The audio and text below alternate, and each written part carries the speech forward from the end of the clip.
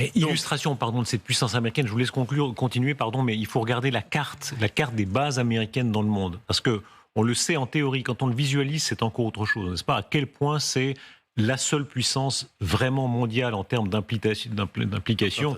Voilà. Et on voit à quel point, effectivement, pour eux, il y a le front en Ukraine, mais il y en a d'autres. Absolument. Alors, normalement, les forces armées américaines, elles sont taillées pour opérer deux conflits.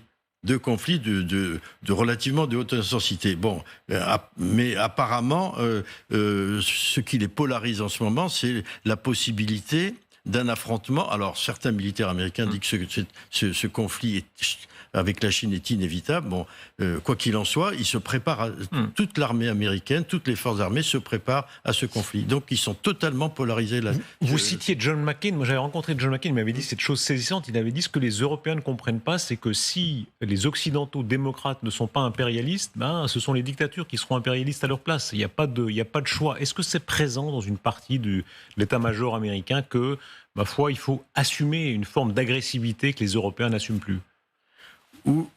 Oui, je pense pas que ce soit par rapport aux Européens. Je pense que c'est dans la stratégie américaine, dans la pensée américaine, qui est quand même une pensée impériale et qui est, vous savez, est actuellement contestée par la tentative hégémonique chinoise. Voilà. Mais tout ça, on se place dans un combat de géopoliticiens, de combat d'empire, mais est-ce que tout ça est encore d'actualité dans le monde qui se prépare? Est-ce que ce combat des États-nations, des puissances entre elles, est-ce que c'est vraiment notre futur et notre avenir inévitable?